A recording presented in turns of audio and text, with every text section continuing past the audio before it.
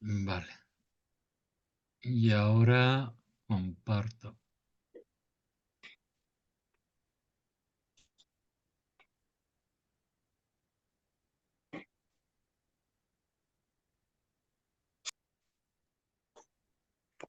Vale, pues vamos allá. Bueno, lo primero que os quería enseñar era un poco mi tarjeta de presentación como escritor, pues que lógicamente son algunos de los libros que he publicado, ¿eh? Eh, Fundamentalmente soy narrador, por eso este taller es un taller de narrativa. No soy poeta, es decir, que si alguien sus inclinaciones van por ahí, yo no puedo ayudarle porque no tengo ni idea de poesía y como decía Cervantes, pues es la gracia que no quiso darme el cielo. Me dedico a la narrativa fundamentalmente. Bueno, también escribo artículos, pero fundamentalmente soy narrador. Escribo relatos y escribo novelas. Aquí tenéis algunas de las cosas que he escrito. Eh, este es mi último, estos dos, de aquí abajo a la derecha, son mis dos últimos libros. La chica del columpio es una novela y Caníbales es una colección de relatos. Y bueno, pues en estos momentos tengo dos talleres en funcionamiento. Uno que es online, en el que fundamentalmente lo que estoy explicando es eh, la escritura de novela, y otro presencial en la Universidad Popular de Albacete, al que pertenece Conrado, que está por aquí, en el que estoy impartiendo, bueno, pues algunas ideas y consejos sobre la escritura de relatos, ¿vale? De narrativa breve. Y tengo, fruto de esta experiencia ya de varios años en talleres literarios, tengo un manual publicado, se titula Manual de Narrativa, cómo invocar a las musas y escribir una gran novela. La verdad es que el título fue idea de la editorial. Yo le había puesto un título mucho más sencillo. Y en este manual pues no se habla solamente de cómo escribir novelas y casi no se habla de cómo publicarla, porque eso es algo tremendamente complicado. Eso no necesitas un manual, necesitas prácticamente un milagro para publicar hoy en día y más una novela. Pero bueno, la experiencia que he ido acumulando a lo largo de estos años como escritor, que son ya 30, y de estos años que son bastantes menos como profesor en talleres literarios, pues he intentado verterla aquí, y algunas de las cosas que voy a contar esta tarde pues aparecen en este libro. Bueno, la Eloy, primera pregunta y la más socorrida es ¿por qué escribir? Eh, yo imagino que si estáis aquí es o bien porque tenéis intención de escribir en el futuro o porque lo habéis pensado, aunque sea de una manera mm, no como un plan concreto, no para empezar la semana que viene, sino como una intención que tenéis eh, en el futuro, ¿no? O bien porque lo habéis hecho ya, o sea, porque ya habéis escrito y en algunos casos sé, de hecho, que habéis publicado. No sé si queréis que rompamos un poco el hielo contándome, pues, cuáles son vuestras expectativas en cuanto a la escritura, ¿eh? ¿Por qué queréis escribir? ¿Queréis alguno participar? Porque no sea yo el único, ¿vale? La Eloy, única voz que escuchamos. Dime, Eloy, soy Javier, aquí de Albacete. ¿Puedes oírme? Javier. ¿Puedes Sí, oírme? sí, colega mío, ¿no? De la Escuela de Vale, Idiomas. sí, colega de inglés, vale. No, nada, que es que he tenido problemas con el Zoom y tal, y me he liado. O sea, soy ya un jubilado ya. Sí, a mí me pasa igual, no te preocupes. Bueno, nada, que estoy aquí y estoy encantado de estar ya con vosotros. Genial, Bueno, bienvenido. No, había lanzado la pregunta por si alguien quiere sí, recoger el guante. ¿Por sí, qué habéis sentido la inclinación de escribir, ¿no? sí, Inclinación que a lo mejor habéis bueno, puesto ya en práctica o sí, todavía estáis sí. esperando el momento o la motivación, ¿no? ¿Por Sí, qué? bueno, puedo empezar yo, o sea, si quieres, vamos, Sí, tampoco. claro, claro. Yo, bueno, soy un profesor de inglés jubilado, llevo ya unos años jubilado Y nada, pues ya creo que te lo comenté, que bueno, pues a mí me gusta escribir mucho, siempre me ha gustado y ahora pues más, ¿no? Escribo ahí mis articulillos y mis tonterías ahí en Facebook, pero ahora le estoy cometiendo quiero escribir, como te dije, mi autobiografía. Y esto es lo Ujú. que más interés tengo. Lo de escribir novelas, hombre, pues sí que me gustaría, tal, pero bueno, pero de momento con escribir mi autobiografía me daría mm, por contento. Y eso es mi principal objetivo en aprender a escribir, ¿vale? Bueno, Javier, la verdad es que no creas que hay mucha diferencia entre escribir ficción, ¿no? Como dicen los anglosajones, y Sí, escribir no ficción narrativa, escribir, por ejemplo, unas memorias, ¿no? Porque es verdad que uno se nutre de fuentes distintas, no tan distintas, porque al final cuando escribimos ficción muchas veces lo que estamos contando en el fondo es nuestra propia vida, sí. echamos Y manos al, y al y revés. sí, sí. Y cuando escribimos memorias muchas veces lo que hacemos es inventar, efectivamente. Sí, Más de un es caso así. se ha dado. Además, hoy en día está muy de moda la autoficción, ¿no? Sí, Eso sí, sí, es un sí. género ya donde se mezcla lo memorialístico Sí, ¿verdad? con lo puramente ficticio, ¿eh? Sí, sí, Y sí. bueno, pues es uno de los géneros más pujantes hoy en día.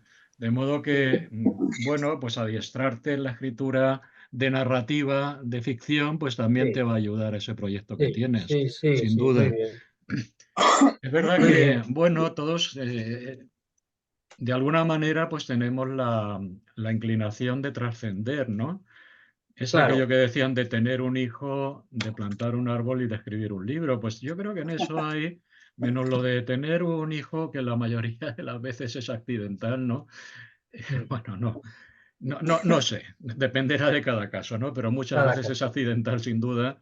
Lo de plantar un árbol es relativamente sencillo y lo de escribir un libro, bueno, pues no tanto, no es tan sencillo, pero desde luego es algo que está al alcance de, Sí, a lo mejor de muchas más personas de lo que sí, pensamos, ¿no?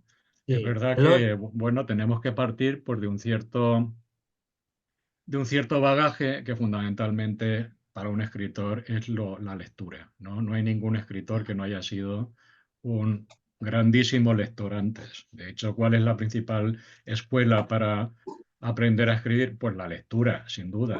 La lectura. Empezamos, claro, copiando a nuestros escritores favoritos, usando a nuestros escritores favoritos como modelo y poco a poco de esa amalgama de voces que vamos ensayando, pues va naciendo nuestro propio estilo, nuestra propia voz literaria. Bueno, pues eso, en algunos momentos hay lectores que se deciden a cambiarse al campo contrario, a pasar a la acción, a convertirse en escritores. Y eso es algo bastante sencillo. ¿Sí? Vale, es que me parecía que me estáis preguntando algo. Os decía que eso es algo que es sencillo que ocurra, ¿no? Que es algo bastante frecuente. Que un lector contumaz decida probar a escribir es algo que ocurre, bueno, todos conocemos casos. Es verdad que mucha gente prefiere escribir poesía, porque la poesía parece que es algo más íntimo, que es algo eh, de alguna manera también más sencillo, ¿no? Porque no es lo mismo escribir unas cuantas líneas que ni siquiera llegan al margen derecho que escribir 200 o 300 páginas. No quiero ni mucho menos, ¿vale? hacer Sí, de sí. menos a los poetas, pero embarcarse en la escritura de una novela, de una colección de relatos, puede ser pues una aventura larga, solitaria y bastante frustrante en ocasiones. Y aún así hay mucha gente que se embarca en ella. Lo que ocurre es una cosa curiosa. Todo el mundo que le da, por ejemplo, por pintar o por tocar un instrumento o por componer música o por hacer escultura, entiende que necesita un periodo de adiestramiento previo, que necesita una época de aprendizaje, pues si es para pintar, para aprender a usar los pigmentos, combinar los colores, aprender sobre la luz, aprender sobre las formas, aprender dibujo, en fin, si es para tocar un instrumento, pues lenguaje musical, pues cómo funciona ese instrumento en cuestión, muchas horas de práctica, y sin embargo, pues la gente que le da por ponerse a escribir cree que basta con encender el ordenador y lanzarse a ello, ¿no? Y en realidad nada más lejos de la realidad, claro. También depende de con qué pretensiones o con qué intenciones uno quiera, ¿no? Embarcarse en un proyecto literario. Si lo Sí, único que pretendes es expresarte o desahogarte o dejar tus pensamientos por escrito, bueno, pues para eso no hace falta nada, hace falta tener ganas de hacerlo. Pero si lo que quieres es comunicar, es decir, encontrar lectores, encontrar una audiencia, un público lector, ahí ya la cosa cambia, porque interesar a la gente, al público en lo que uno escribe, no es tan sencillo, ¿eh? claro. Involucrar a un lector en una novela o en un relato incluso puede ser muy complicado, ¿eh? Porque, bueno, pues hoy en día hay muchas cosas que actúan en contra de la lectura. La lectura es un proceso que requiere un esfuerzo y es un proceso que requiere pues concentración y tranquilidad y atención bueno, sin embargo, pues verse una serie en Netflix es la cosa más sencilla del mundo. Solamente hay que pagar el Netflix y sentarse delante del televisor. Eh, para lograr que un lector nos haga caso, que un lector se quede habitando nuestro libro el tiempo suficiente para llegar al final de la historia, pues necesitamos una serie de herramientas que nos permitan pues llamar la atención de ese lector, hacer que se encuentre cómodo, que entienda bien lo que queremos comunicarle, que pueda seguir con interés la historia que queramos contarle, Ujú, que se sienta cómodo en nuestro libro, ¿eh? Hacer de nuestro libro un espacio confortable para los lectores y que se sientan bien acompañados por una serie de personajes que les resulten eh, interesantes, ¿no? Que les resulten, que lo cautiven, que lo acompañen de alguna manera. Todo eso pues, requiere un proceso de aprendizaje que puede ser fascinante, la verdad, pero también puede ser largo bueno, y no demasiado sencillo en ocasiones. O sea, no quiero venderos la moto de que la escritura narrativa es algo eh, fácil, ¿vale? Es verdad que no se necesitan dotes especialmente, no se necesita que te visiten las musas a diario, ¿no? Ni invocarlas haciendo sacrificios ni nada por el estilo. El sacrificio que uno necesita para invocar a las musas cuando escribe es tu tiempo y tu esfuerzo, que a lo mejor es uno de los sacrificios mayores, ¿no? O que más Perdona, trabajo Eloy, nos cuesta hoy en día. perdona ¿Sí? una cosa.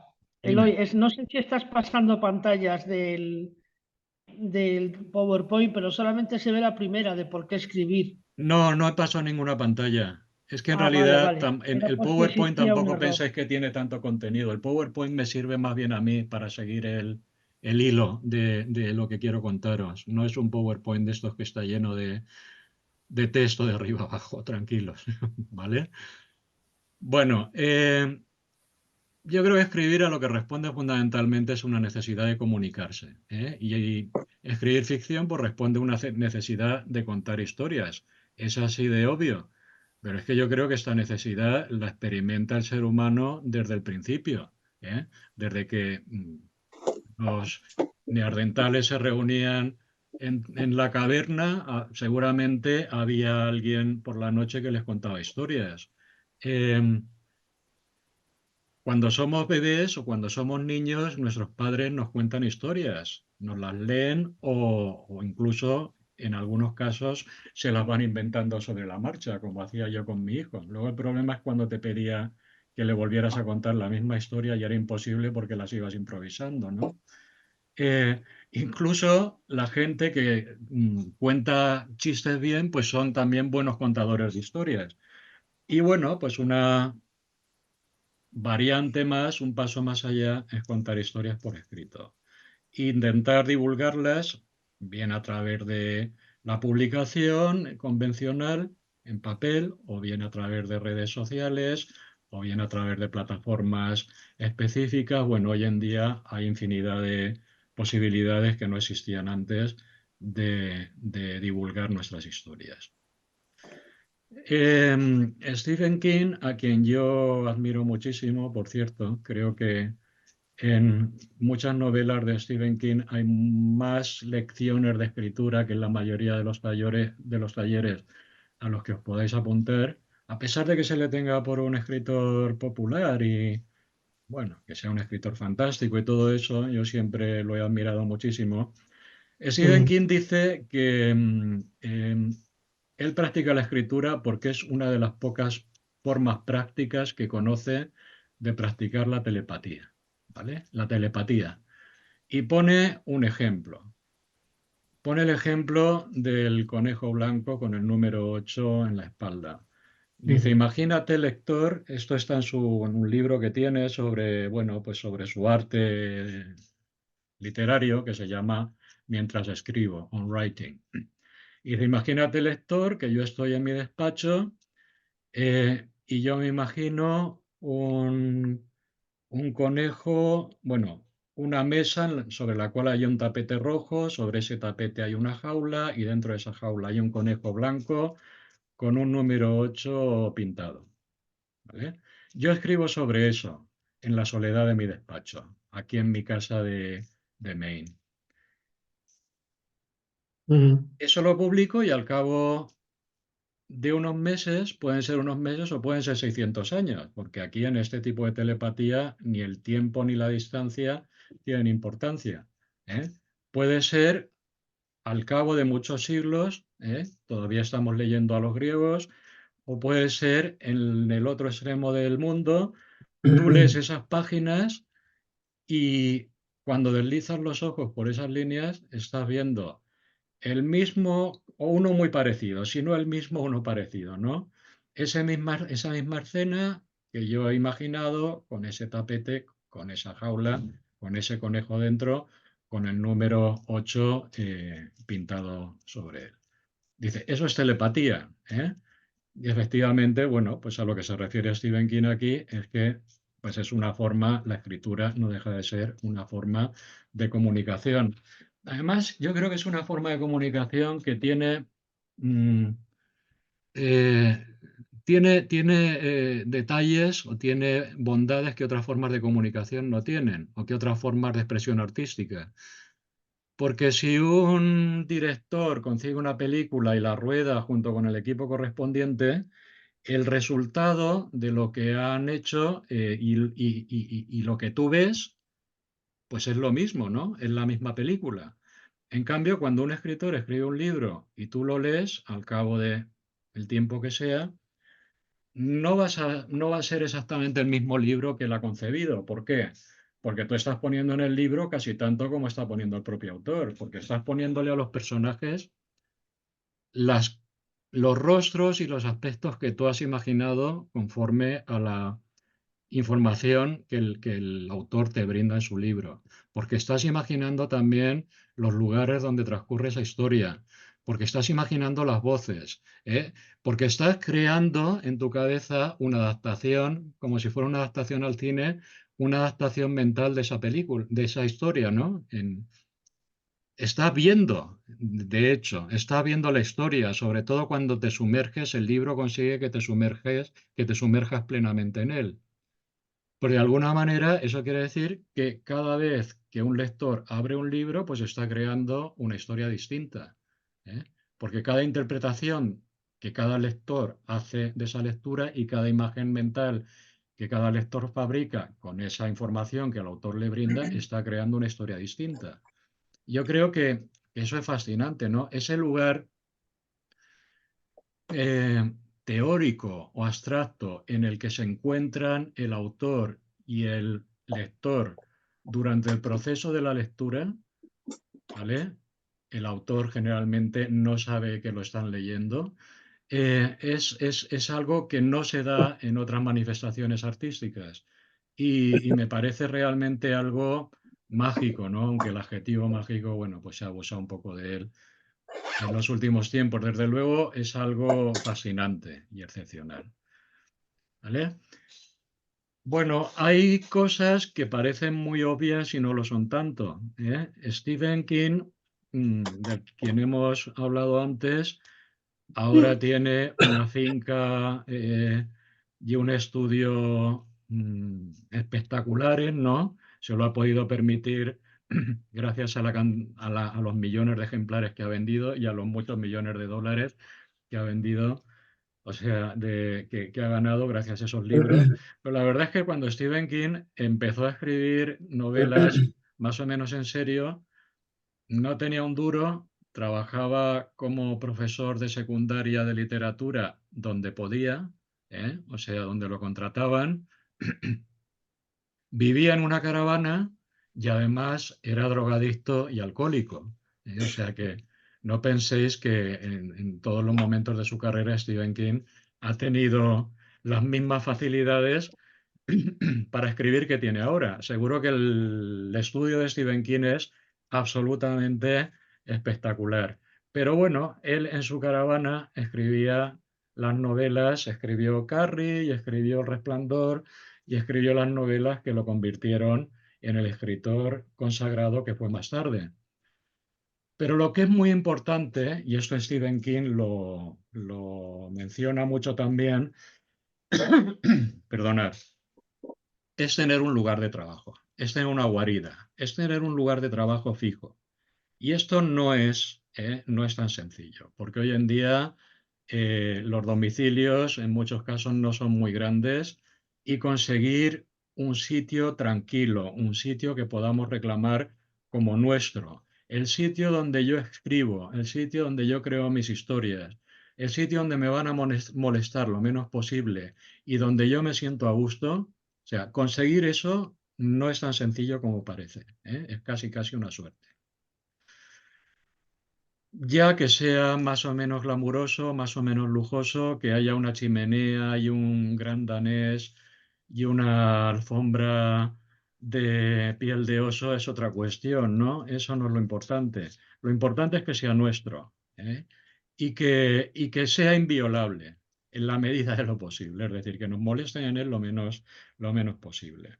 Decía el autor israelí norteamericano Amos Oz que los escritores es como si cada día abriéramos una pequeña tienda y nos sentáramos a esperar a que entre alguien a comprar.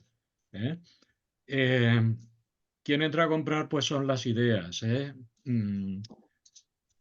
Pero tenemos que estar ahí esperándolas, ¿eh? Uno en realidad no invoca a las musas quedándose mirando al infinito y esperando recibir esa visita sobrenatural. La manera de invocar a las musas es trabajar, sentarse todos los días, como decía Amos Oz, en esa tiendecita y esperar a que pasen cosas. Y cuando empiecen a pasar cosas en tu cabeza, empezar a escribir. Y para eso pues necesitamos un lugar adecuado, necesitamos un lugar propio, que puede ser un antro, como esto más o menos que veis aquí, o como el que me rodea a mí en estos momentos, donde hay absolutamente de todo y muchas cosas no benefician precisamente el proceso de concentración. Por ejemplo, en mi lugar de escribir, pues hay un cubo de estos para hacer cosas con los dedos, porque soy una de estas personas que si no tiene algo en las manos no puede concentrarse. Tengo también juguetitos de este tipo, ¿no? De dar vueltas. Tengo montones de bolígrafos, pues me rodean muchos libros. Tengo una ventana delante, que también me resulta importante, ¿no? Porque, bueno, pues me eleva un poco el estado de ánimo. Eh, lo que tenga a mi alrededor y lo grande que sea el sitio donde trabajo no es importante. Lo importante es disponer de ese sitio. Eloy, una pregunta. Dime, dime. ¿A ti no te pasa esto de que estás durmiéndote o recién despertado y se te ocurren las mejores ideas? A mí eso me pasa con mucha frecuencia y bueno, me alegro de que me lo hayas preguntado porque a lo mejor sería algo que luego no saldría a relucir y la verdad es que me parece importante. Sí, cuando se me ocurren a mí las mejores ideas y yo creo que a todo el mundo, es cuando más tenues son los lazos con la vida cotidiana. ¿Eh? Normalmente la realidad pues impone su tiranía y tenemos que prestar atención a muchas cosas a lo largo del día. Bien porque estamos en el supermercado y tenemos que, ¿vale?, comprar cosas que tenemos en una lista. Por ejemplo, yo cuando voy al supermercado, mi mujer me pone en la lista de la compra cosas dificilísimas de encontrar y yogures extrañísimos y cosas que todas tienen marca y me resulta muy difícil encontrarlas. Eso necesita toda mi atención. Ahí no se me suelen ocurrir ideas. Hasta hace poco estaba en activo dando clase y cuando uno está enseñando, pues tiene que tener su atención puesta en otras cosas. Tampoco se me solían... alguna vez sí, la verdad, pero generalmente no. ¿Cuándo se me ocurren a mí las mejores ideas? Pues en los momentos que hay entre el sueño y la vigilia. ¿Eh? En esos momentos cuando uno se despierta por las mañanas y no está despierto del todo, o cuando uno se duerme por las noches y no está dormido del todo. ¿Por qué? Mm, Porque es cuando la mente vaga más libre, ¿no? Y otro momento del día en que se me ocurren bastantes ideas es cuando me ducho, cuando me coloco debajo del chorro de la ducha y me quedo así un poco contemplando el infinito. En esos momentos parece que se desarrolla una especie de estado mental que también es muy propicio ¿vale?, para que la imaginación funcione con más fuerza. Entonces, efectivamente, pero te advierto que esto de la imaginación se adiestra, o sea, no deja de ser una disciplina. Entonces, es verdad que uno tiene que poner las condiciones para que las ideas aparezcan, pero hay también una serie de modos, una serie de técnicas de activar la imaginación y de mm. pues hacer que las ideas surjan, que es una de las cosas que os quiero contar aquí. Pero bueno, por hablar de las condiciones físicas, el lugar donde escribimos, ¿vale?, debe ser nuestro castillo. ¿En qué sentido? En que tenemos que defenderlo contra todas los ataques e interrupciones extrañas. ¿Eh? Un escritor necesita tranquilidad, necesita concentración y necesita un sitio donde poder ejercer su tarea, su trabajo, ¿vale? Y ese sitio hay que defenderlo. Y esto generalmente supone que un escritor o escritora pues no es la mejor pareja del mundo, ¿verdad? Porque la escritura es un acto solitario. Y la vida en pareja, pues normalmente tiende más bien hacia compartir, ¿no?, las vivencias y las experiencias.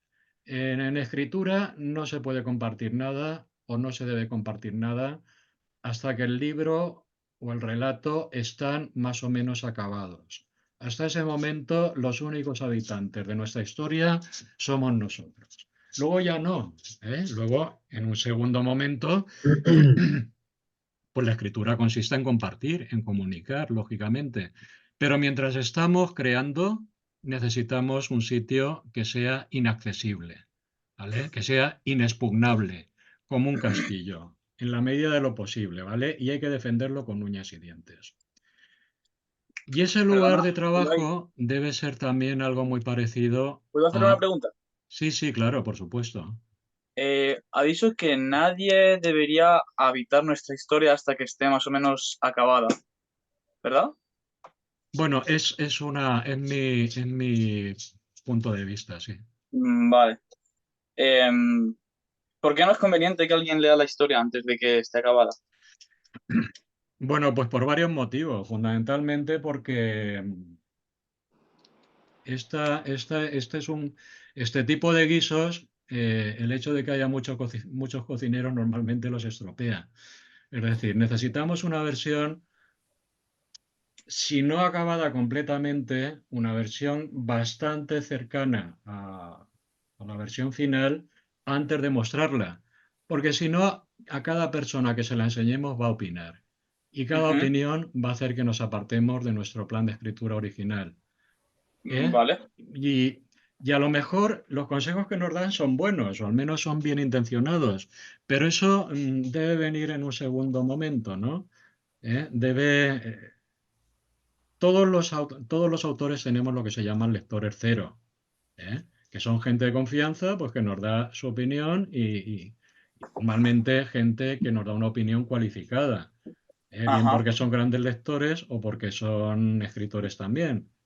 Y de esas opiniones, por supuesto, nos debemos beneficiar y tener gente dispuesta a darnos esas opiniones y a emplear un tiempo en leer nuestra novela o en leer nuestros relatos y luego darnos una opinión sincera que probablemente no nos va a sentar bien en muchos casos, pues eso es un tesoro, ¿no? Quien tiene un ujú, lector de esas características, pues la verdad tiene un tesoro. Pero eso debe ser, en mi opinión, cuando tenemos una versión ya bastante cercana a la definitiva, ¿vale? vale, Si Pero tú lo luego dices, esa persona nos da opiniones valiosas que nos ayudan a mejorar nuestro libro, estupendo. Pero si las opiniones de esa persona nos la dan en un proceso muy prematuro, muy temprano de la escritura y nos hace perder constantemente la confianza que tenemos y hacer que, bueno, pues aquello con lo que nos sentíamos bien empiece a resultarnos, bueno, no sé, desagradable, ¿no? Porque hay alguien que nos ha dicho que no le gusta, pues seguramente eso va a frustrar el proceso creativo, ¿vale? vale, Como escritor, pues también como escritores tenemos que ser un poco orgullosos y vanidosos y tener amor propio. Es decir, alguien que se pone a escribir, en el fondo, es una persona que está corriendo un riesgo, ¿no? Está dispuesto a compartir el resultado de muchas horas de trabajo con otros. Entonces, ah, esa persona necesariamente pues tiene que tener pues una cierta vanidad, ¿no? Que tienen todos los artistas. Y esa vanidad, pues eso no lo podemos malbaratar, ¿no? Mostrándolo antes de tiempo. sí, Eh, yo lo que he visto es que cuando uno está empezando a escribir, tiene muchas veces la tentación de mostrar lo que está enseñando antes de tiempo. sí, Y eso generalmente provoca frustración y en muchos casos que las obras no lleguen a buen fin. Otra cosa es si estás escribiendo relatos, ¿eh? Por eso yo casi siempre recomiendo que a la gente que empieza a escribir empiece con relatos. No porque sea más fácil escribir relatos que escribir novelas, ¿eh? Ni mucho menos. ajá, De hecho, son cosas distintas, tienen tanta complicación una cosa como la otra y creo que un relato admirable incluso provoca una sensación mucho más contundente que una novela, ¿no? Por el hecho de que el formato pues sea más reducido y el tiempo de lectura más breve. Pero claro, también el tiempo de escritura es más breve. ¿Y qué nos permite eso? Pues nos permite terminar un relato y enseñarlo, ¿eh? Y recibir pues el feedback que todos buscamos, ¿eh? Recibir pues las opiniones que necesitamos pues para ser conscientes de que la comunicación se ha producido y que algunas de las cosas que escribimos le interesan a alguien, ¿vale? Entonces sí, yo creo que la escritura de relatos un poco puede suplir esa necesidad prematura de comunicación que tenemos los escritores, sobre todo cuando estamos empezando. vale, Bueno, la escritura, o sea, el lugar de trabajo como castillo o fortaleza y el lugar de trabajo como habitación de juegos. ¿Por qué? Porque, mirad, la escritura literaria es uno de los pocos espacios de libertad auténticos que existen. Cuando uno está escribiendo es soberano. Nadie puede decirte nada, nadie puede ponerte trabas, nadie puede ponerte límites y tú mismo no debes ponerte límites, ¿vale? Entonces, cuando uno está escribiendo es como los niños cuando juegan, como cuando el niño protagonista de Toy Story está con sus juguetes y se imagina casi casi, bueno, se imagina una película, ¿no? Una aventura en la que sus juguetes son los protagonistas. Bueno, pues nuestros juguetes son nuestros personajes, eh, sus aventuras, sus peripecias tienen lugar en los escenarios que creamos para ellos y en esos escenarios y con esos personajes somos omnipotentes, ¿vale? Esto puede sonar así excesivamente presuntuoso, pero es así. Y no debemos ponernos límites. Debemos tomarnos la escritura con la sensación de gozo, con la sensación de aventura con la que un niño juega, ¿no? Con sus juguetes. Lo que pasa es que, claro, no basta con la voluntad de querer escribir. Tenemos que escribir sobre algo, ¿no? Necesitamos ideas, necesitamos por lo menos una idea básica que ir desarrollando poco a poco. Pero esa idea, ese núcleo, pues es indispensable. ¿Dónde la encontramos? Bueno, pues a veces nos viene en el momento y en el lugar menos pensado, y muchas veces en estos momentos en que nuestra mente tiende más hacia lo irracional. Yo siempre he pensado que escribir se parece mucho a soñar en el sentido de que es un acto que tiene una parte irracional, un componente irracional muy importante. Lo que pasa es que, claro, es soñar de una manera organizada, de una manera estructurada. La primera idea, a lo mejor, pues se nos da, nos viene dada como si fuera un regalo divino, pero luego a partir de ahí, pues para sacar eso adelante, pues hay que echarle horas de técnica, de trabajo, de esfuerzo, etcétera. ¿Vale? Pero ¿dónde podemos ir a buscar esa primera idea? Bueno, pues en muchos sitios. Vamos a ver algunos. Este es un grabado, es un grabado del siglo XVIII, ¿vale? Neoclásico, de un artista veneciano que se llamaba Giacomo Battista Piranesi. Piranesi, ¿vale? Piranesi fundamentalmente hacía grabados sobre ruinas, ¿no? Sobre todo cuando se estableció en Roma, lo que pintaba eran edificios en ruinas de la antigüedad clásica.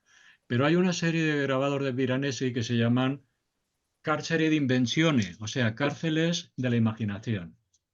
Y lo que hace Piranesi en estos grabados es imaginar edificios colosales, y lo hace combinando elementos arquitectónicos preexistentes, elementos arquitectónicos que él veía todos los días, ¿vale? En la Roma del siglo XVIII en la que él habitaba, llena de ruinas, llena de palacios, ¿vale? Llena de arquitectura.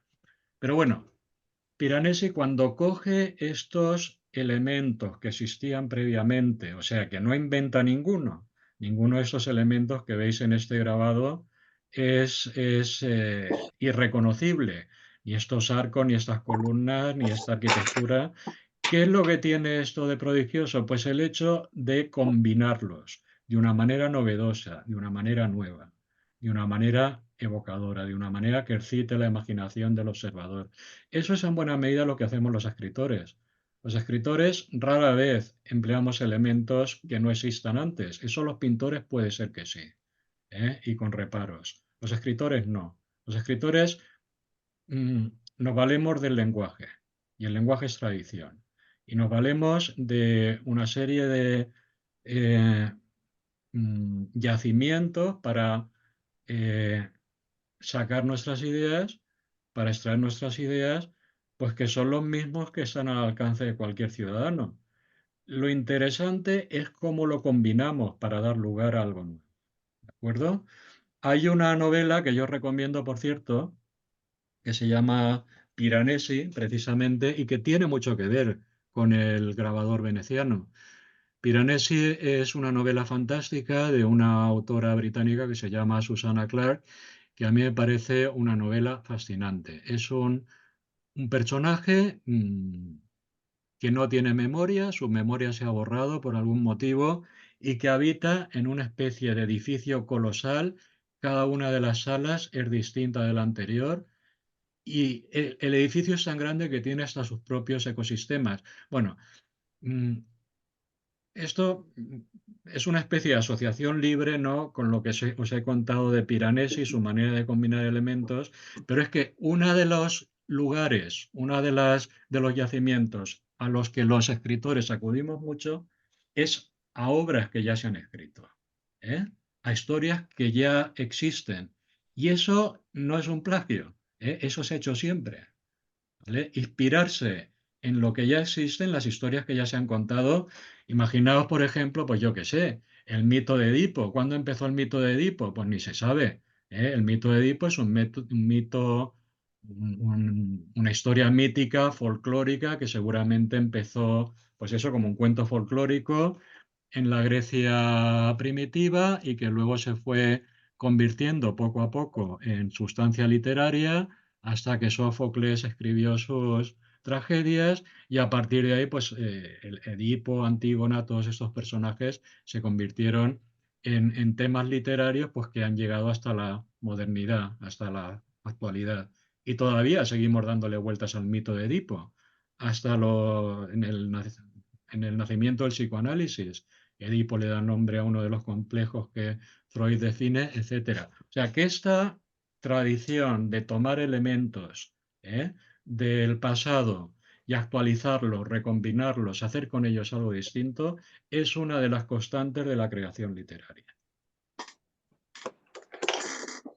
Sí.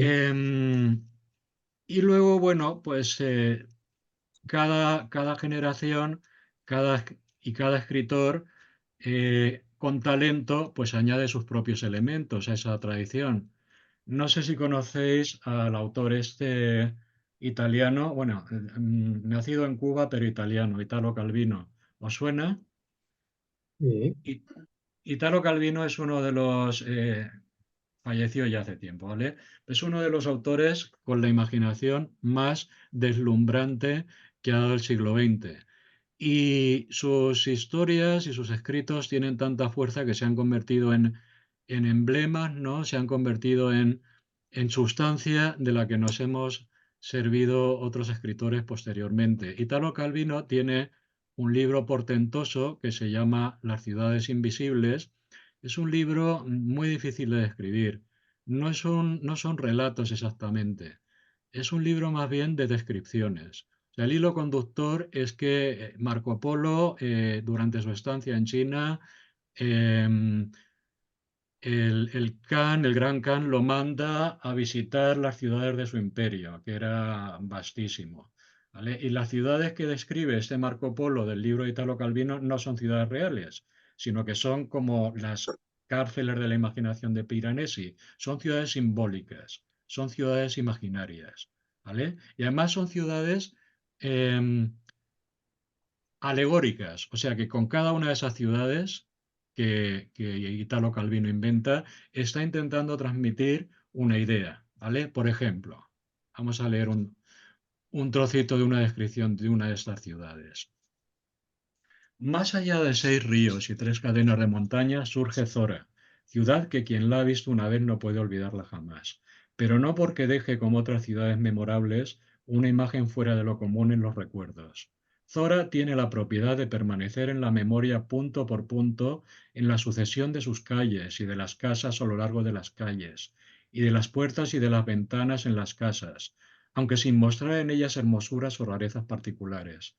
Su secreto es la forma en que la vista se desliza por figuras que se suceden, como en una partitura musical donde no se puede cambiar o desplazar ninguna nota.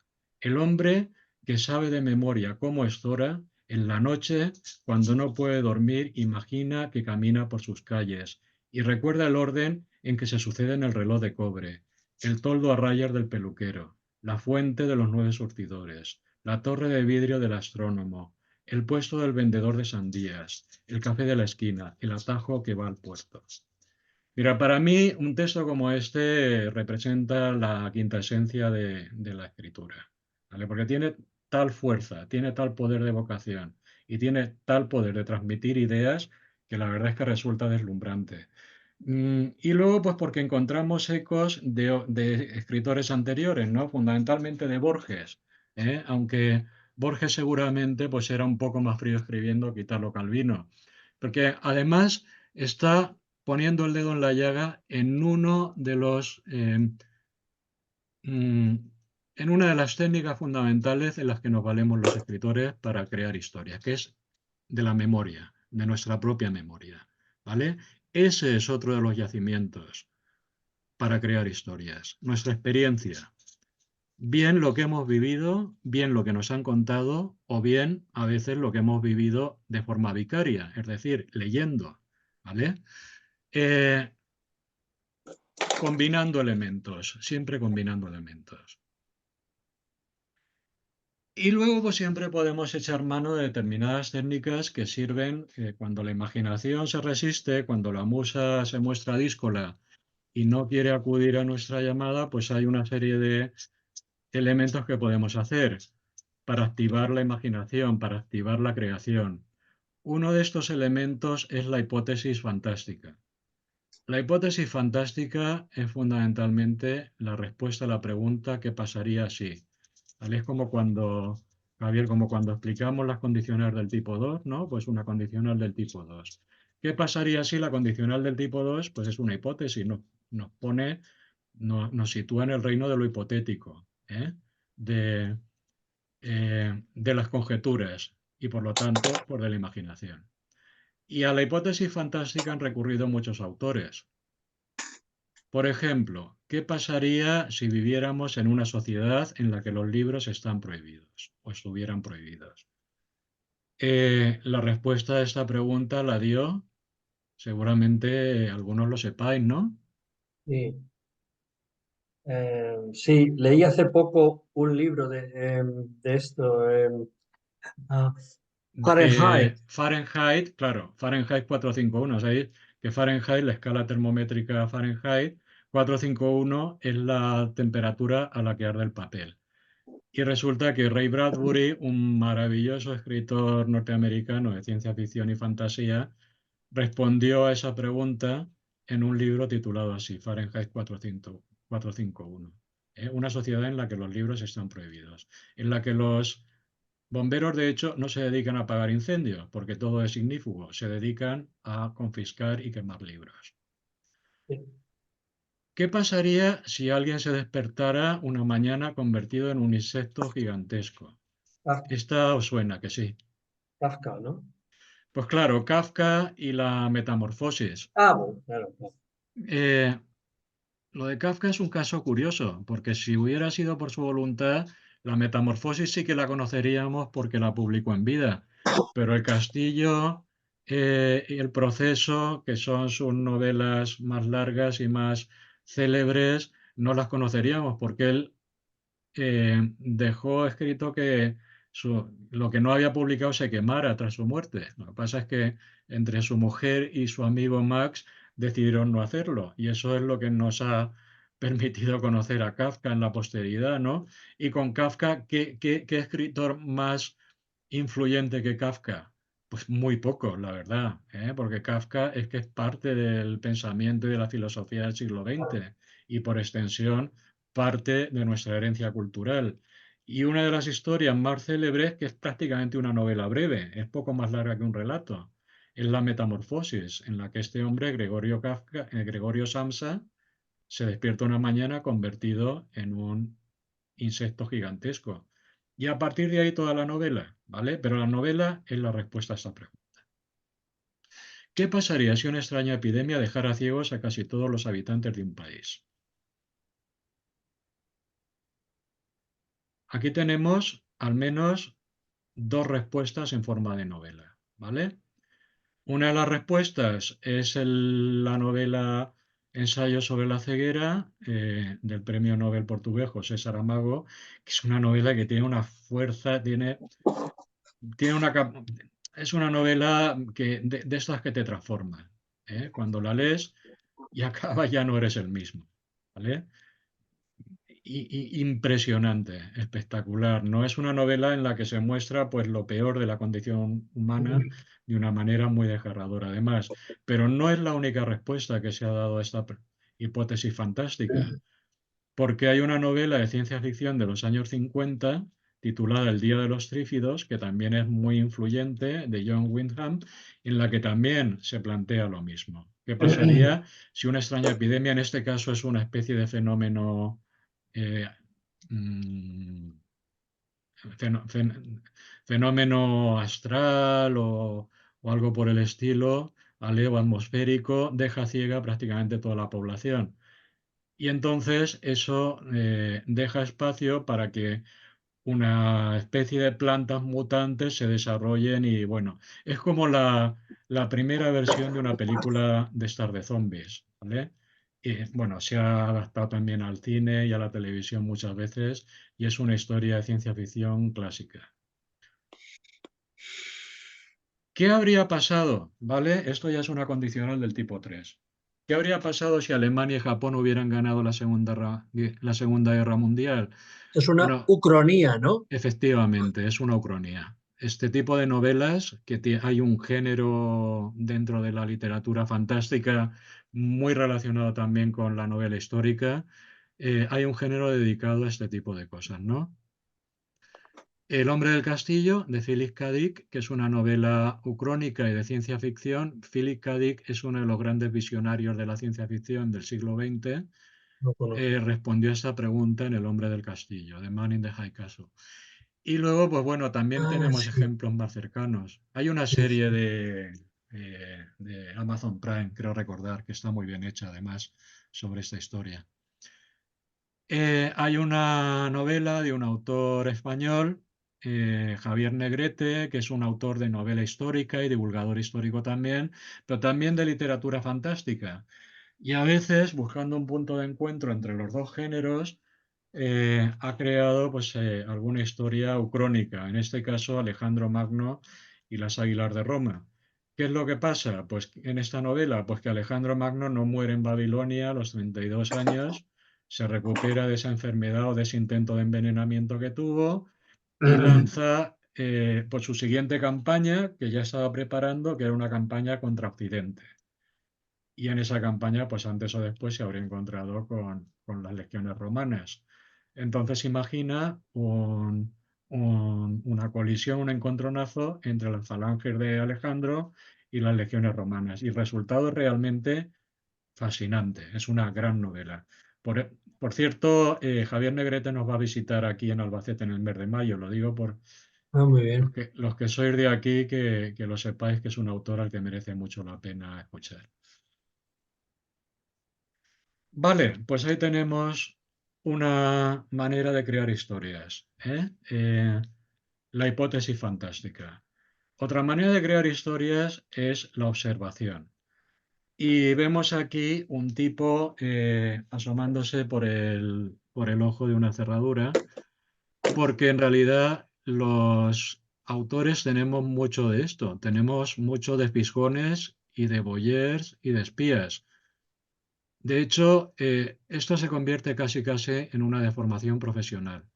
Muchas veces te encuentras a ti mismo mirando de manera descarada, ¿vale? Mirando de una manera que se puede interpretar a veces como ofensiva o agresiva, simplemente porque has visto algo que te llama la atención y que vas a poder usar en una historia.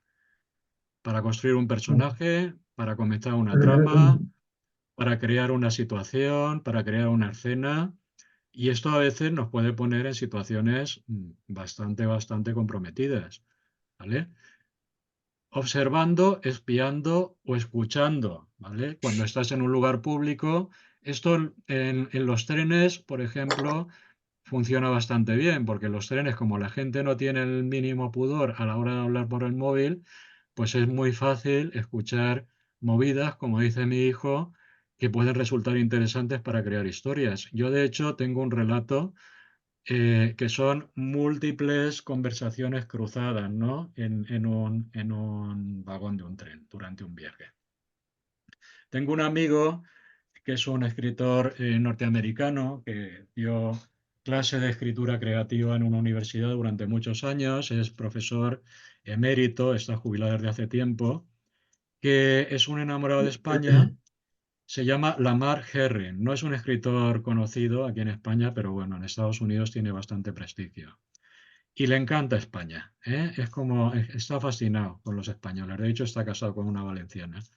Y, y bueno, cuando viene a España, pues una cosa que le gusta hacer es sentarse en un sitio público, en un banco de un parque, por ejemplo, y ver a la gente, observar a la gente y escuchar a la gente, ¿eh? O irse a un sitio donde no ha estado nunca solamente para observar, para encontrar ideas, para encontrar historias. O sea, él es como un explorador, hace trabajo de campo, sale a buscar las historias y, por supuesto, siempre, siempre, siempre con su agenda. La agenda es uno de las herramientas fundamentales de un escritor. ¿Por qué? Porque las ideas están hechas de la sustancia más volátil del universo.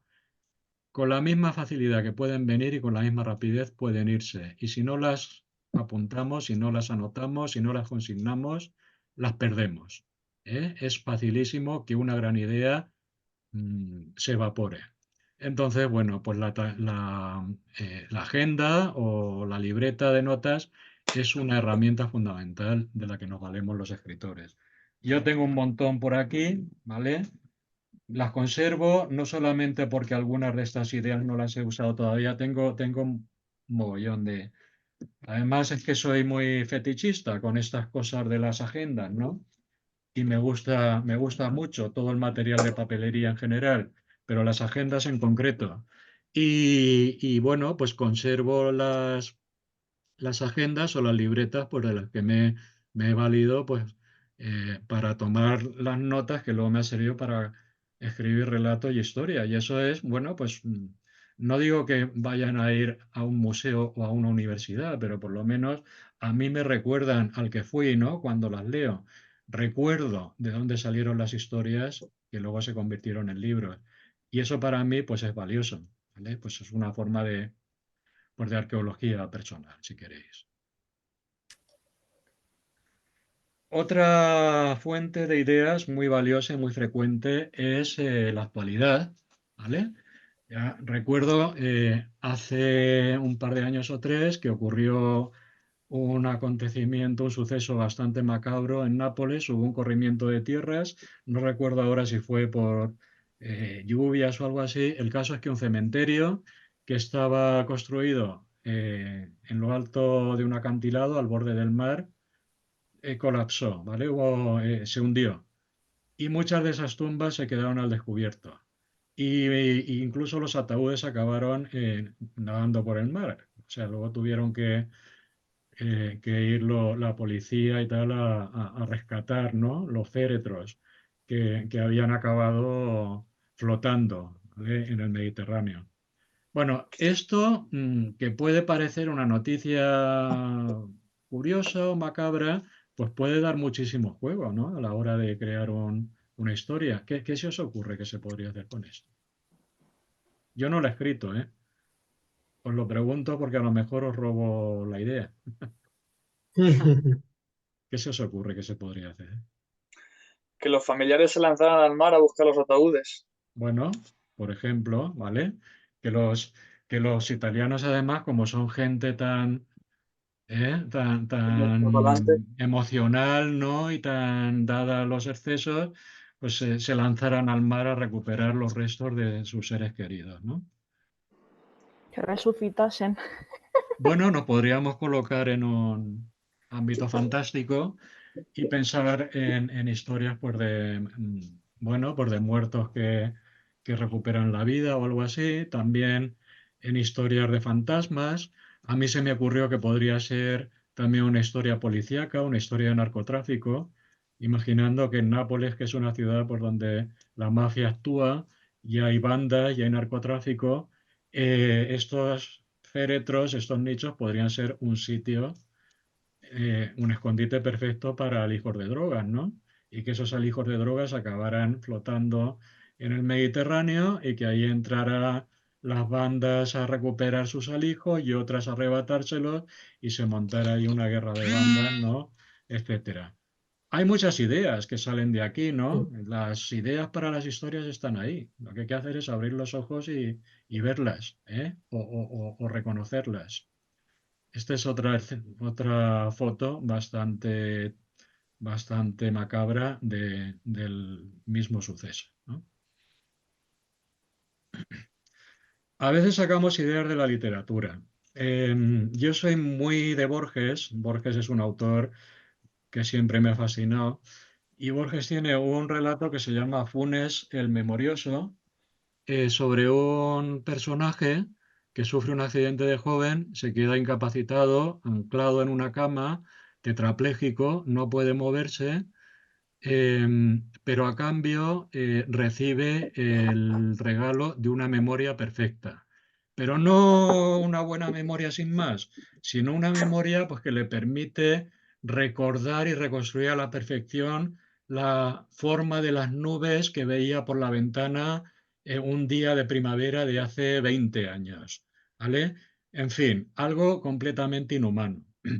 Borges dijo que este relato de Funes el Memorioso lo escribió como una especie de alegoría al insomnio, porque, bueno, Borges sufría de insomnio. Y entonces, bueno, barajando los dos conceptos, ¿vale? A veces un concepto solo no sirve. Hace falta que dos conceptos entren en contacto para que, ¿vale? Salte la chispa creativa. La memoria y el insomnio. La memoria y el insomnio. Y entonces se me ocurrió una idea para un tecno-thriller de estos, tecno-thriller que están tan de moda, ¿vale? Una chica, por ejemplo, que tiene una memoria de estas perfecta, una memoria diética, o no sé cómo le llaman, ¿no? Una memoria de estas fotográfica, ¿vale? Es incapaz de olvidar nada, hasta tal punto que la ha contratado, que la ha empleado una agencia de inteligencia como analista para procesar información, absorber información e intentar encontrar eh, relaciones, ¿vale? Entre toda esa información sobre geopolítica, la situación internacional, etcétera, que absorbe, que es en realidad lo que se dedican los analistas en las agencias de información, a intentar relacionar datos, ¿no? Que se suministran de distintas fuentes. Bueno, ¿qué pasaría si esta chica que sufre de insomnio y por lo tanto su mente está siempre en activo, cada noche hubiera un lapso de tiempo, ¿vale? 10 minutos, digamos, que se le borran, en los que no recuerda absolutamente nada. Es como si alguien le hubiera hackeado la mente, como si alguien se hubiera metido dentro de su cabeza y le hubiera borrado 10 minutos de cada noche, siendo ella una persona que no olvida nada jamás. ¿Eh? ¿Qué pasaría? ¿Hasta dónde nos podría llevar esa historia, esa premisa? Pues yo creo que nos podría llevar bastante lejos. Y en realidad estoy usando elementos pues, que Borges me suministra en uno de esos relatos, transformándolos, convirtiéndolos en otra cosa. Pues por poneros algunos ejemplos reales de algunas de las cosas que he escrito, estos son los dos últimos libros de relatos que he publicado. Tengo tres, pero estos son los dos más recientes. En uno de estos libros hay un relato que se titula Las luciérnagas. Ese relato surgió, fijaos, de una cosa que me contó un profesor de inglés japonés al que conocí haciendo un curso en Inglaterra. Y me dijo que en Tokio, cuando se asomaban a las ventanas por la noche, se veían las ascuas de los cigarrillos que se estaba fumando cada uno de los ocupantes de esos pisos, ¿no? Que eran como luciérnagas. De hecho, los llamaban los maridos luciérnagas, porque la mayoría eran hombres que fumaban en la ventana, porque los pisos en Tokio son muy pequeños y sus mujeres, sus esposas, no les permitían fumar en casa, pues por no molestar a los niños, ¿no? Y entonces esta idea de los maridos luciérnagas, esas luces que se destellaban, se encendían y se apagaban en la noche, detrás de cada una de esas luces, de esas ascuas de cigarrillos, una historia, pues me pareció una metáfora perfecta de la soledad, ¿eh? Y escribí pues un relato del cual la verdad es que me siento bastante satisfecho. Eloy, ¿tú Dime. tienes algún truco para escoger un título llamativo que desvele un poco de qué va el libro, ¿no? Un buen... Bueno, es complicado lo de los títulos, ¿sabes? Muchas veces los cambiamos en varias ocasiones antes de... Si es un libro de relatos, generalmente uso el título de alguno de los relatos. No necesariamente el que más me satisface o el que tiene una capacidad de representar los relatos del libro, sino el que más poder de vocación creo que tiene. Por eso, en el último libro de relatos que escribí se titula Caníbales, porque creo que la palabra caníbales tiene mucha fuerza. No es ni el mejor relato del libro, ni el que más me satisface, ni el que... Bueno, uno siempre se puede buscar explicaciones luego, ¿no? Pero simplemente lo puse porque me gustó cómo sonaba, ¿eh? Ten en cuenta que un libro es una de las cosas que, o sea, un título es una de las cosas que ayudan a vender el libro. Cuando un lector entra a una librería y ve este montón de libros que hay en las mesas de novedades, antes de coger un libro y ponerse a hojearlo o a mirar la sinopsis, pues se fija, por ejemplo, en los títulos. Y luego seguramente se fija también en las cubiertas, ¿no? Aunque ahí tenemos menos capacidad de acción los escritores. Pero los títulos son importantes, ¿eh? Entonces hay que procurar que sean títulos que no tanto que te digan cosas a ti, como que le digan cosas a los posibles lectores, ¿eh? Y que tengan pues el poder de un eslogan, ¿no? Que es llamar la atención. Entonces a veces el título te lo da otra persona, ¿eh? O a veces se llega a él por eliminación, o a veces incluso lo ponen los editores, ¿vale? Que los editores la verdad es que saben más de vender libros que nosotros, que los autores. Bueno, pues en igual que entonces, la idea la obtuve al oír una noticia por la radio de una mujer que había desaparecido. eh, no daban con ella y al final la encontraron encerrada en un armario de su propio domicilio, al cabo de los días, deshidratada, muerta de hambre. Entonces pensé, ¿qué fue lo que pudo llevar a esta mujer a tomar la decisión de meterse dentro de un armario y no salir de ahí? ¿Eh? A darle la espalda al mundo de esa manera. Esto es una cosa curiosa, monos de mar. Los jóvenes de esto no os acordáis, pero los que ya peinamos canas o incluso estamos empezando a dejar de peinarlas, en los tebeos que nos comprábamos de niños había una publicidad de productos milagro, de cosas que nos vendían a los críos de esa época porque éramos unos ignorantes, y una de esas cosas eran los monos de mar, que eran unos bichos que nacían, digamos, cuando los echabas en agua. Eran como una especie de crustáceos chiquititos, te los vendían en unas bolsas, igual existen todavía, no lo sé. Y cuando los echabas en agua, ¿vale? De pronto empezaban a pulular y a nadar por ahí, ¿vale? Pero vamos, lo que me interesaba a mí sobre todo de esta historia es la capacidad de vocación que tenía para mí este recuerdo de los monos de mar, ¿vale? Y lo convertí pues en una manera de hablar em, de la relación entre dos hermanos, ¿vale? De cómo se malogra o de cómo naufraga la relación entre dos hermanos desde la infancia. O sea, las ideas siempre se transforman y unas cosas te llevan a otras. Las gafas de John Lennon, pues la idea me la dio un señor que se paseaba con su perro, un señor mayor que se paseaba con su perro en una plaza de aquí de Albacete, junto a la que yo vivía, y llevaba siempre unas gafas de color naranja. Entonces a mí esas gafas de color naranja me recordaba las de Lennon. Y bueno, pues este relato se convirtió en un relato sobre la jubilación, a la cual yo me aproximaba cuando lo escribí el año pasado. Y bueno, pues esto de que jubilarse es un poco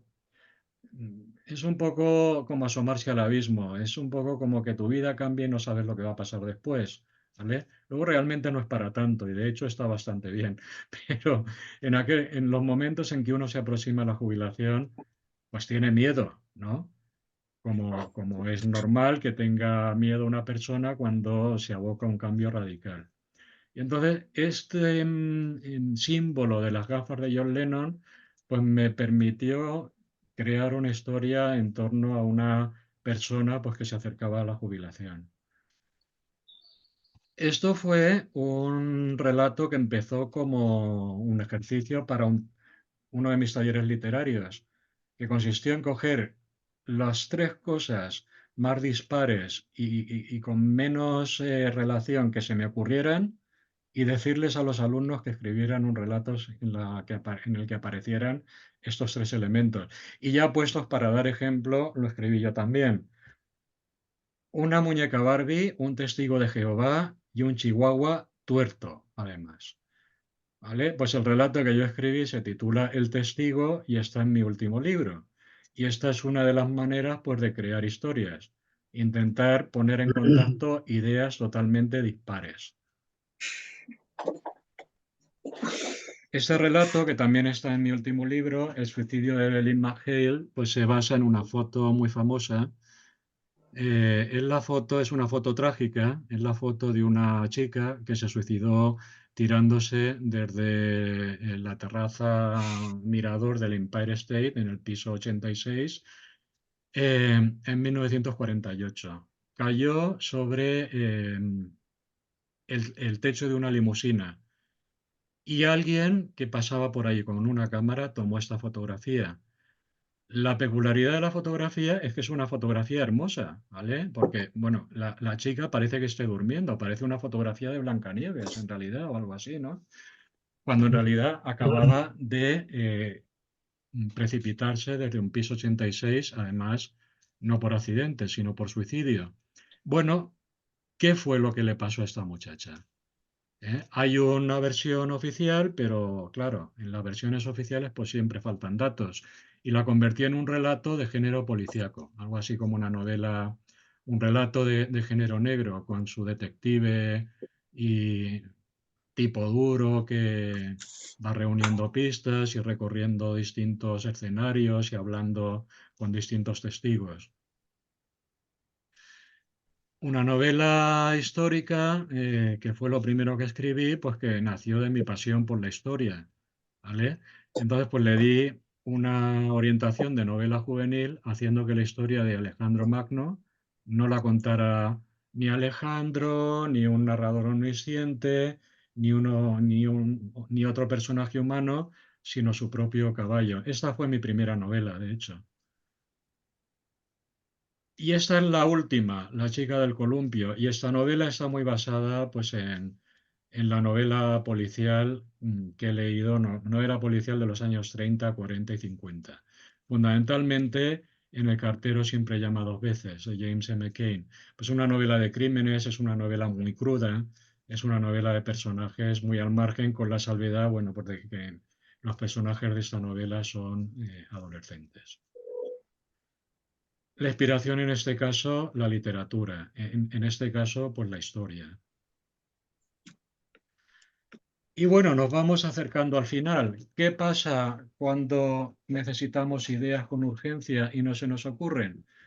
Bueno, hay un pedagogo italiano y narrador, sobre todo narrador de historias para niños, que se llamaba Gianni Rodari, que escribió La gramática de la fantasía, que es un libro que, pues, la gente que ha estudiado educación conoce muy bien. Gianni Rodari propone para crear historias coger dos elementos desconectados y elegidos al azar y buscar la posible relación que hay entre ellos. O sea, de la masa crítica que surge al combinar esos dos elementos, emana la historia. Él pone un ejemplo que no es de los más fáciles, la verdad. Él pone como ejemplo las palabras perro y armario, ¿vale? Sumar los elementos perro y armario y ver qué relaciones se pueden establecer entre ellos y qué historias surgen de ahí. El perro en el armario, un perro con un armario encima, un armario en forma de perro, no sé, cualquier cosa que se os ocurra. ¿Vale? A mí se me ocurre un perro así con cajones, ¿no? Como, no sé, como una escultura, una pintura de Dalí, ¿vale? Algo más bien surrealista. Pero ¿qué se os ocurre a vosotros con perro y armario, que es el ejemplo que pone Gianni Rodari? Un perro subido en el armario que va a saltar. Bueno, sí, ahí tenemos ya el germen de una historia, ¿vale? O el motivo por el que el perro ha pegado semejante salto para esconderse encima de un armario.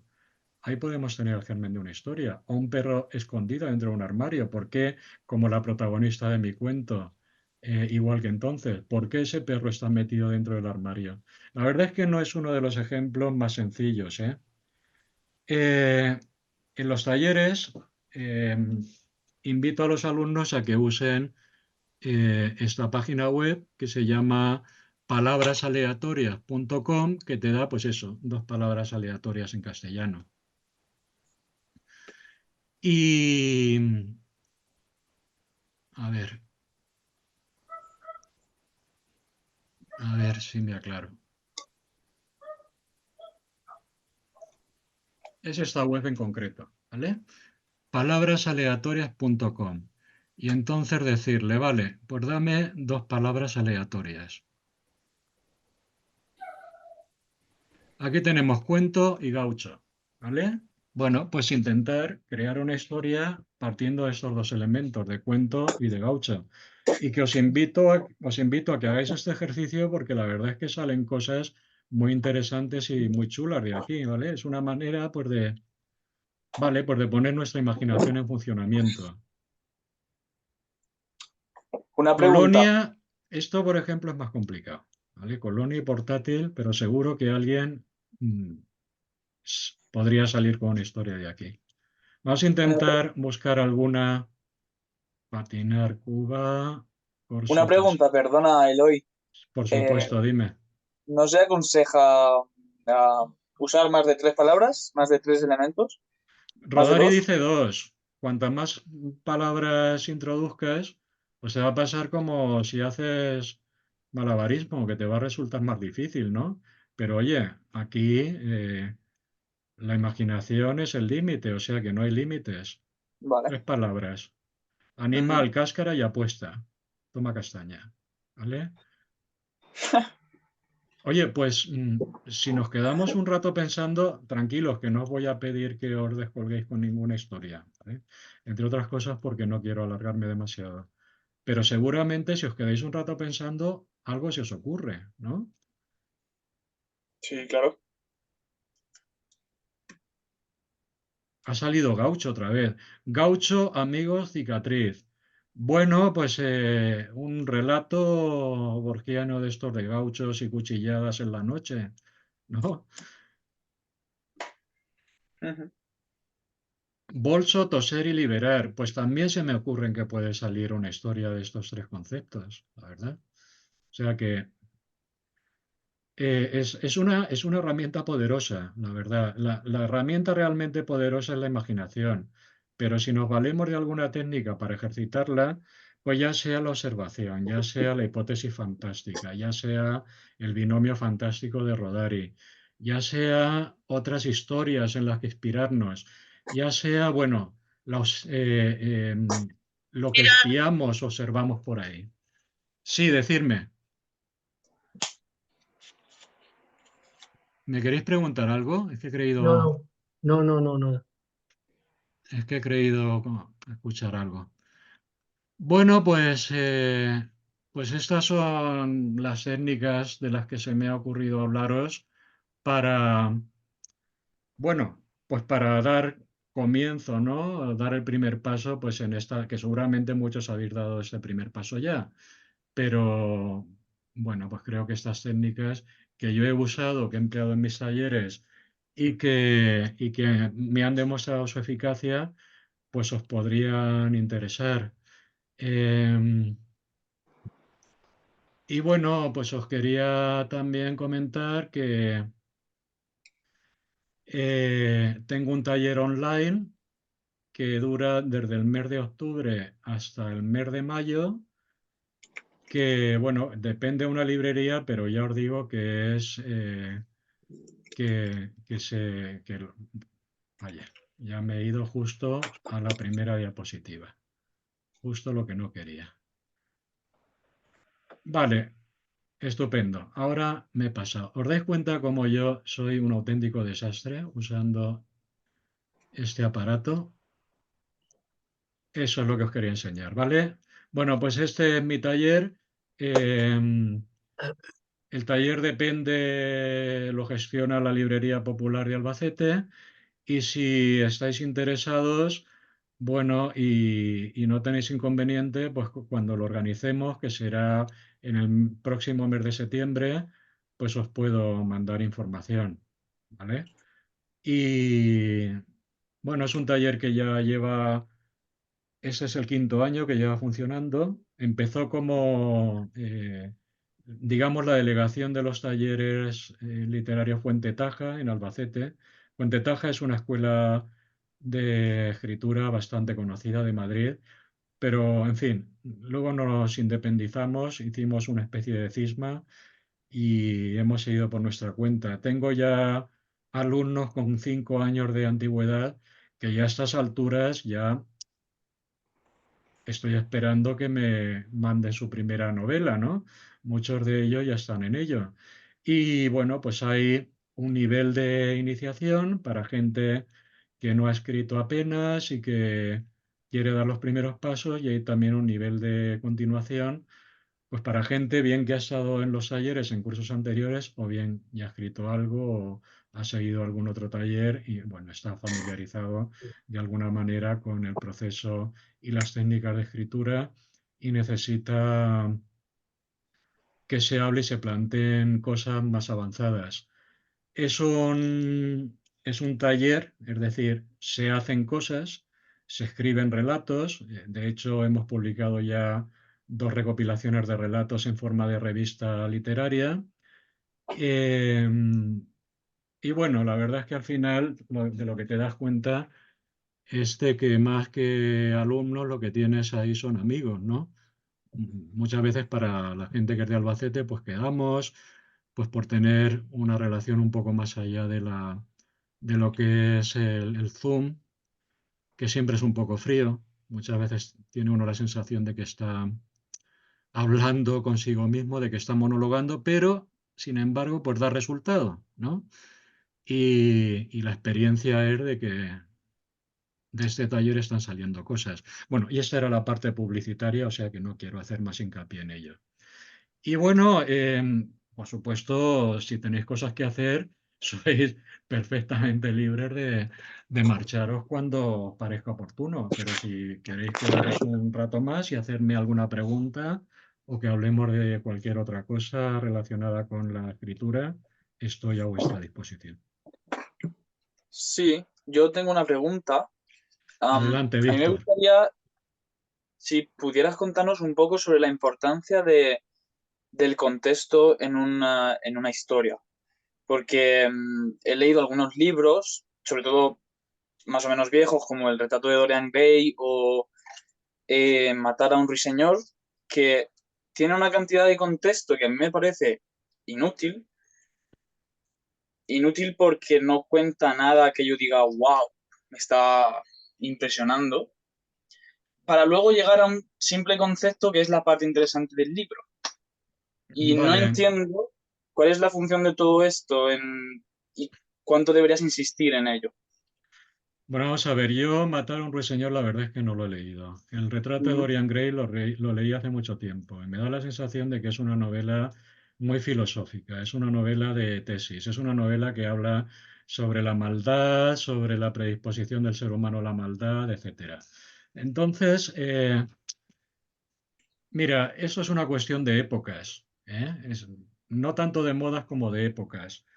Ya. Si tú te lees Moby Dick es una. Todos pensamos que Moby Dick es una historia apasionante sobre la lucha entre un hombre obsesionado y una fuerza de la naturaleza que es obsesión, ¿no? Que es una ballena blanca que bueno, lo dejó, un cachalote, de hecho, ¿no? Que Sí. le devoró una pierna y desde entonces ha recorrido los mares intentando cazarla. Vale.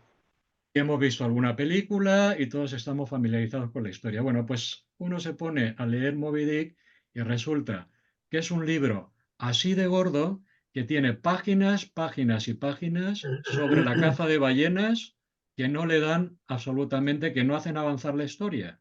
Simplemente son, pues, si acaso se pueden entender, pues como que el autor quiere darle un trasfondo real o realista o documental a la historia. Un escritor del siglo XIX siempre se iba por las ramas, porque en el siglo XIX los lectores tenían mucho más tiempo y mucha más paciencia que ahora.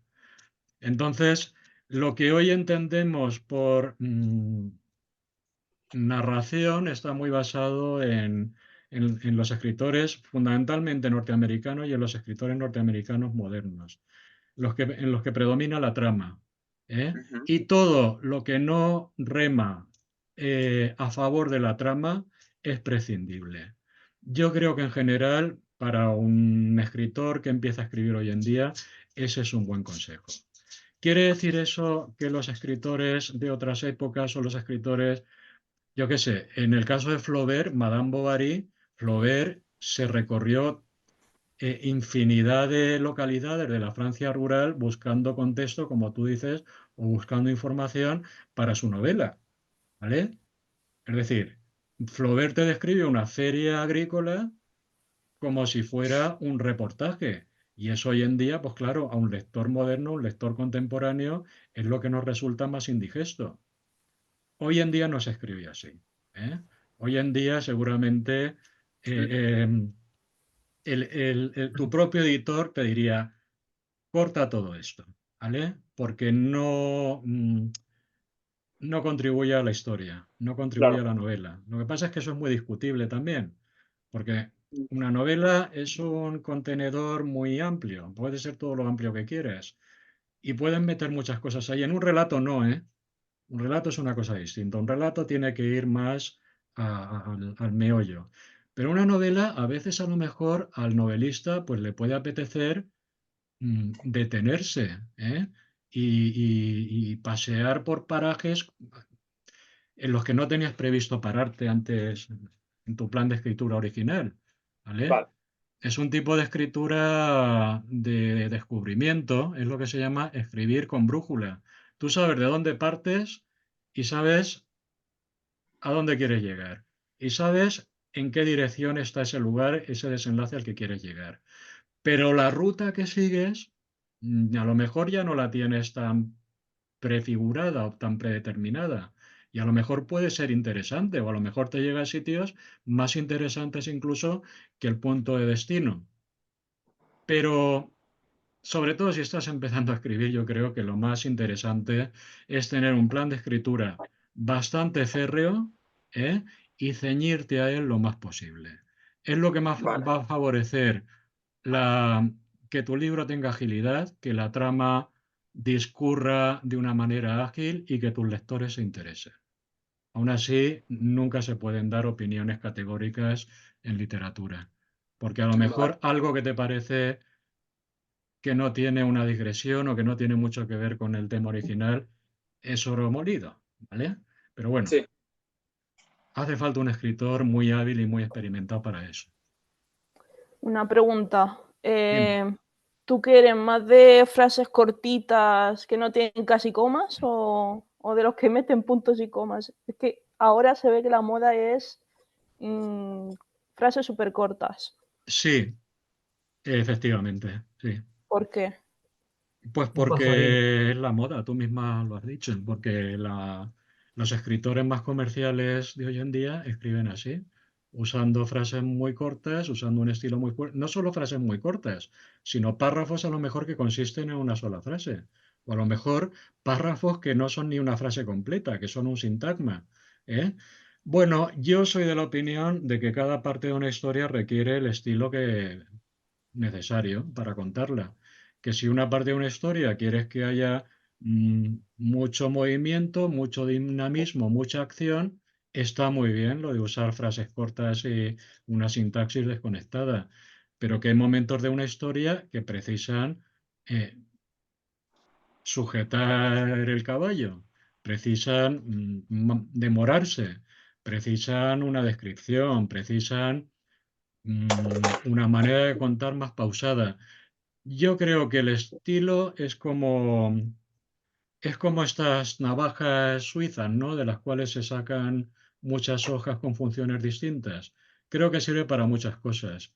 Y creo que en función del momento de la historia que estés contando, necesitas un estilo o necesitas otro. que no es lo mismo una parte de la trama, un pasaje en el que estás contando una persecución, una pelea o un asesinato, que una parte de la historia en la que estás creando atmósfera, en la que estás creando el espacio físico y mental en el que viven los personajes. Y que cada cosa necesita su estilo. No tiene que estar todo contado con frases cortas, ni debe estar todo contado con párrafos interminables como los que escribía Javier Marías, ¿no? De estos que se retuercen, así como volutas de humo, y frases que no acaban nunca. Depende de lo que estés contando.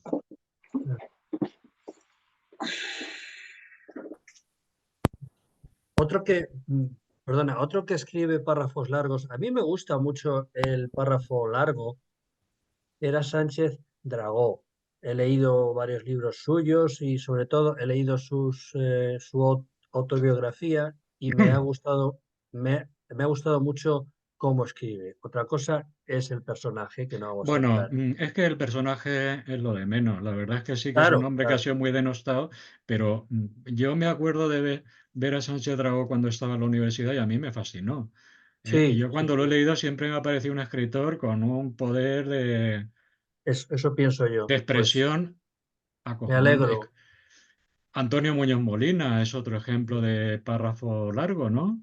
Sí, sí, Lo que sí, sí. importa no es que el párrafo sea largo, lo que importa es que se lea bien, que esté bien aireado, ¿no? O Sí, sea, no sí, es tanto sí. el párrafo como el periodo gramatical lo que se debe controlar. Ujú. Y claro, un párrafo, pues tiene, ¿qué sentido tiene un párrafo? Pues que todo lo que está dentro de ese párrafo tiene una unidad temática, Claro, ¿no? claro. Entonces, oye, no creo que se deban hacer saltos de párrafo arbitrariamente, solamente porque así queda más guay, ¿no? En la página impresa, sino que Sí, eso tiene que tener una función estilística y una función expresiva, ¿no? sí, sí. Pero bueno, que me gusta tanto una cosa como la otra. Depende del autor cómo lo hace, depende de hasta qué punto domina su arte y depende del momento de la historia que está contando. Ujú. Muy bien. Oye, una pregunta más. ¿Tú qué opinas de los audiolibros? Mira, yo descubrí una plataforma de audiolibros, sé que varias, ¿no? Una se llama Audible, creo que es Sí, de... yo he estado suscrito 3 o 4 veces, la verdad. Bueno, pues yo estoy suscrito ahora a una que se llama Storytel y, Ujú. y me gusta mucho. Pago 9 € al mes y escucho muchos libros. No están todos, lógicamente, pero he escuchado muchos libros que yo no había leído y tal. Y yo les hago. Y claro, al 95% de mis amigos, sobre todo si son intelectuales, me dicen que no les gusta, ¿no? Porque no, no, no, no, yo soy de leer. Yo leo libros, sigo leyendo libros en papel, claro, pero a mí me gusta mucho. No sé si tú... no, quería saber qué es lo que tú piensas al respecto. Hombre, a ver, Javier, yo opino que está muy bien. Yo tengo amigos escritores que echan mano del audiolibro, no solamente porque pueden aprovechar momentos para leer mientras están Claro, conduciendo, por ejemplo, claro, o mientras están conduciendo, esperando a que salgan paseando, los niños del colegio que de otro modo no aprovecharían, sino porque les cocinando, gusta escuchar claro, las historias, que creo que claro, hay una magia en la palabra escrita y una cosa, claro, claro, y en la palabra escrita leída, ¿no? Yo a claro. los alumnos de los talleres siempre les recomiendo que lean en voz alta lo que escriben Ujú. para comprobar que suena bien y que tiene el ritmo adecuado y que bueno, porque la palabra, en primer lugar, pues es materia sonora, ¿no? ¿Qué Sí, es lo sí, que me porque pasa a mí? O sea, con eso estoy completamente de acuerdo. Mi problema es que no tengo paciencia para los audiolibros. no. Me impaciento. Entonces, pues es que eso depende de cada uno. Me parece que es una cosa estupenda, que es un invento que está muy bien, que es algo... Tú sabes que, por ejemplo, en el mundo anglosajón Sí. es muy frecuente que cuando un escritor está haciendo una gira de promoción de su obra, lo que hace no es contar su vida, ni contar cómo se le ocurrió el libro y nada por el estilo. Lo que hace es ponerse el libro encima de un atril ante el público y leer su libro, leer la historia. Y eso a la gente le gusta. O sea, Ujú. parece que hay una especie de comunión especial entre el autor y los lectores que en ese momento se convierten en oyentes, ¿no? Bueno, eso Sí, en sí. España no se hace. En Ujú. España solamente leen en voz alta los poetas, recitan, pero los novelistas, prosistas en general, no solemos leer en ocasiones públicas.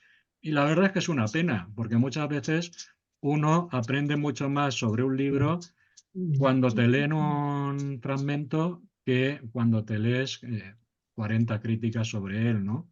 O cuando Ujú. su autor te cuenta su vida. Por desgracia, pues yo de momento, aunque lo he intentado, pues no tengo la paciencia para...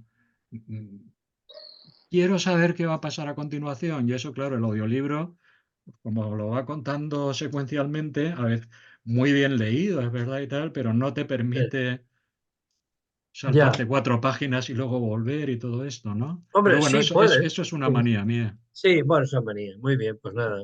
Yo, Pero yo lo el invento aprovecho. me parece bueno, ¿eh?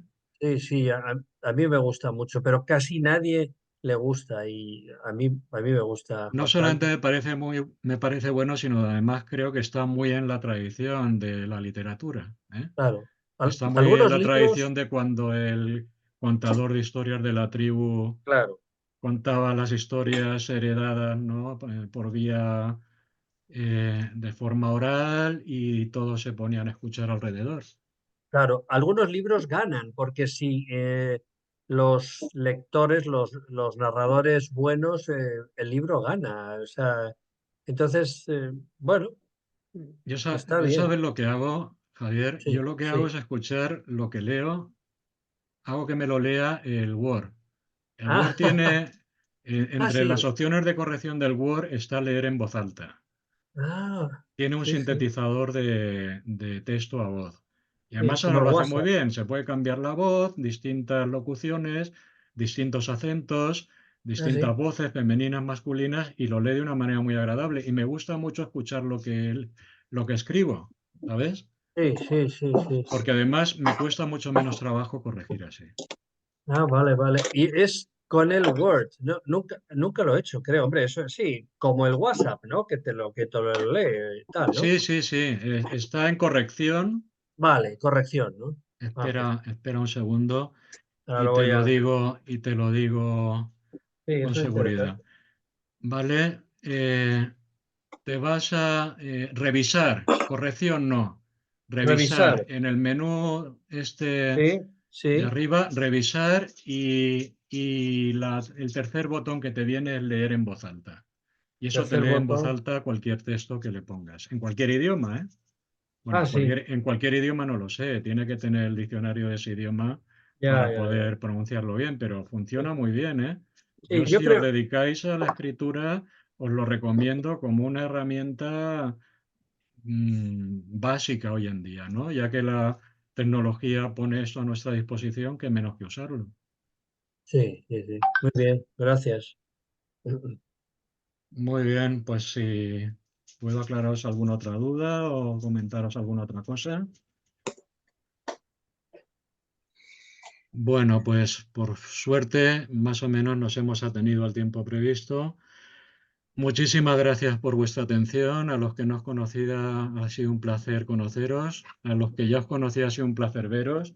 Ahí veo a mi cuate Mario, que no nos veíamos desde que teníamos 20 años, Ya la clase. en un colegio mayor de Valencia, y ha obligado a sus pobres y Vale, sufridas vale, hijas, vale. a asistir a esta charla mientras él dormía la siesta. Muy bien, Mario.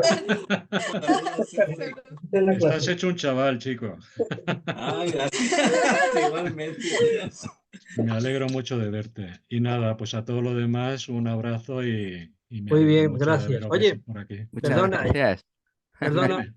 Yo estoy viendo a mi amigo Conrado, que es alumno tuyo, y está muy Buenas. contento. Dice que está muy contento con el Ah, curso. estupendo. Mira, pues me alegro de que esto haya sido también un lugar de encuentros, aparte Sí, sí, sí. de otras cosas. Venga, Muy pues bien. un abrazo y adiós a todos, ¿eh? Venga, Cuidaros Hasta mucho. luego. Gracias. Y Gracias. escribid Adiós. mucho. Adiós. Gracias. Gracias. Adiós. Hasta luego.